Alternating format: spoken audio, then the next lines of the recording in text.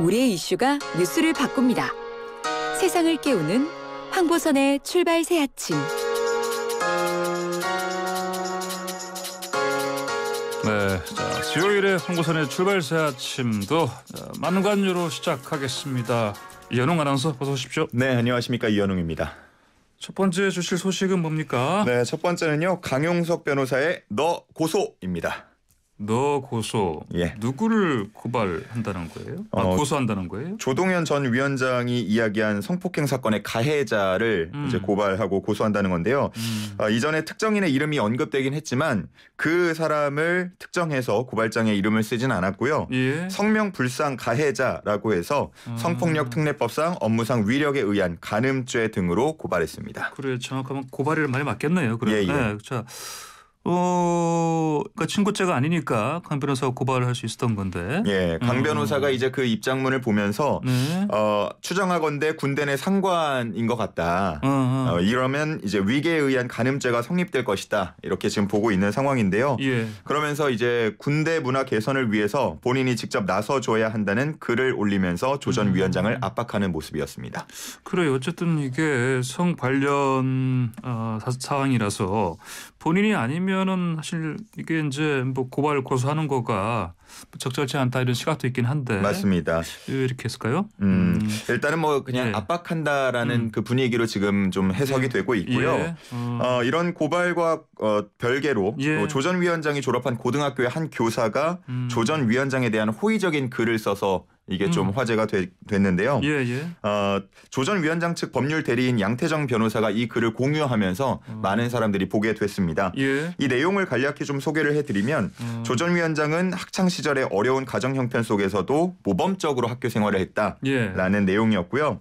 아마도 정치에 입문한 거는 자기와 같이 좀 어려운 환경 속에 있는 청소년들을 위해서 무언가 길을 닦아주려고 하지 않았겠느냐 예. 이런 이야기가 함께 있었습니다. 그리고 논란의 중심에 이제 선 다음에는 예. 해당 고등학교 교사들, 그러니까 모교의 선생님들께서 좀 탄식하고 비통해했다 이런 이야기도 함께 전했는데요. 그래. 그런데 조금 뒤에 이 글이 삭제됐습니다. 이게 삭제됐다. 왜 그렇습니까? 자신이 쓴 글이 좀 주제 넘었다라고 한다면서 네. 방금 올린 글 취소하겠다라는 글을 올리고 삭제를 한 건데요. 예. 알고 보니까 해당 교사 조 전 위원장이 고교를 졸업한 지 7년이 지난 뒤에 부임한 것으로 전해졌습니다. 그러면 이 조 전 위원장을 조 교수를 직접 학창 시절에 보고 이렇게 쓴 글은 아니란 얘기네요. 맞습니다. 사실 글 그 뉘앙스라던가 내용만 보면 예. 마치 직접 가르친 것처럼 느껴지는데요. 그래요. 실제로는 동료 교사들에게 들은 이야기를 바탕으로 쓴 글이다라고 말을 했고요. 예. 다만 없는 사실을 지어낸 것은 아니다라고 해명했습니다. 그렇군요. 알겠습니다. 자, 다음 소식 주십시오. 네, 두 번째는요. 방역 패스 사각지대 논란입니다. 방역 패스 사각지대라 어떤 얘기죠? 이게? 이전에 이제 방역 패스 적용 대상이 확대된다라고 하면서 예. 너무 무차별적으로 많은 곳에 적용하는 거 아니냐 예. 오히려 이런 얘기들이 있었는데 사각지대가 있었습니다. 그래요? 그 사각지대가 멀리 있던 게 아니고요. 예. 학원, 식당, 실내 체육시설 등에 있었습니다. 아니 사실 이런 것들은 모두 방역 패스 적용 대상으로 저는 알고 있는데. 맞습니다. 학원을 가려는 수강생이나 밥을 먹으려는 식당 손님 아니면 운동을 하러 가는 헬스장 회원분들은 예. 다 방역 패스가 있어야 입장이 가능한데요. 예. 근데 수업을 진행하는 학원 교사라던가 식당 종업원 그리고 헬스장 트레이너 등은 방역 패스 적용 대상에서 예외로 하기로 한 겁니다. 그래요? 왜 이렇게 되는 거죠? 이게 뭐 방역 측면에서 보자면 당연히 뭐 그 기준이 달라져서는 안 되겠지만 방역 당국의 입장을 들어보면요. 예. 방역 패스가 한시적으로 시행이 되는 제도인 만큼 이 종사자들까지 적용을 하게 되면 생계에 위협이 될 수 있다. 그러므로 예외로 둔다. 이렇게 좀 설명을 하고 있습니다. 그래요?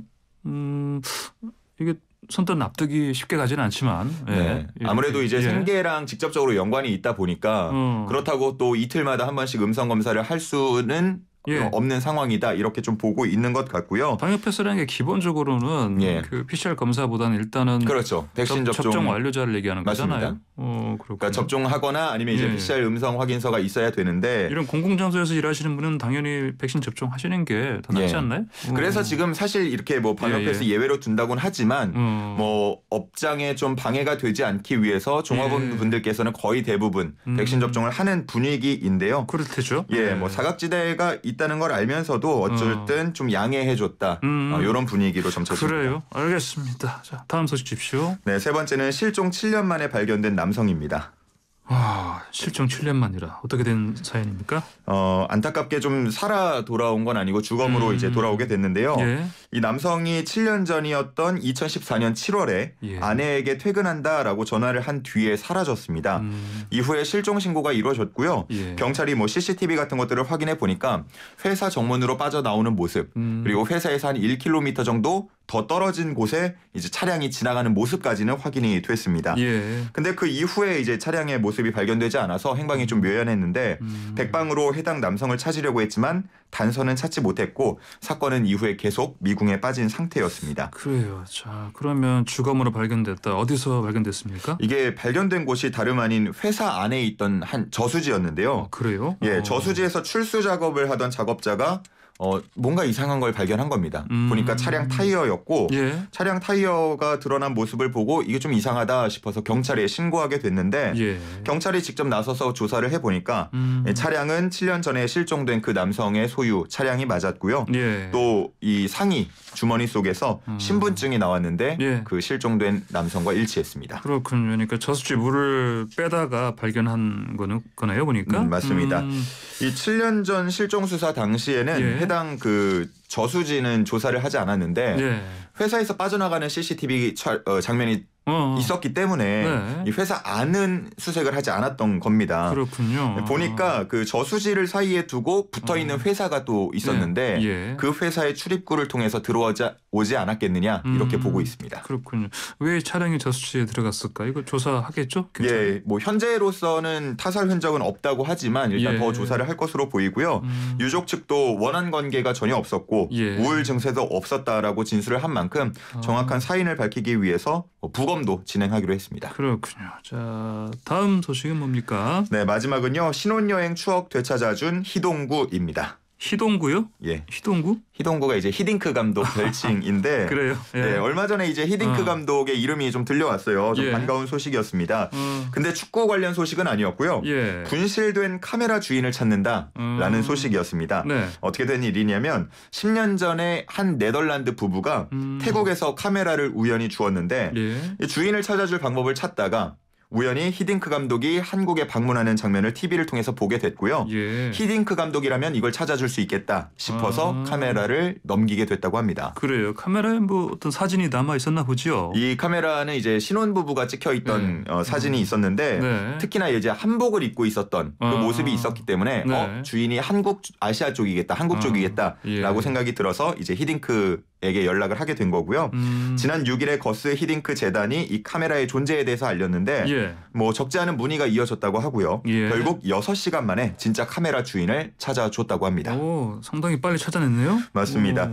이 카메라 주인은 한 고등학교 교사였고요. 찾을 수 있었다면서 네덜란드 부부, 히딩크 전 감독 그리고 거스 히딩크 재단 관계자 모든 분들께 감사하다고 이야기했습니다. 그렇군요. 훈훈한 소식 마지막으로 들었네요. 오늘 여기까지 듣겠습니다. 고맙습니다. 네, 감사합니다. 네, 이현웅 아나운서였습니다.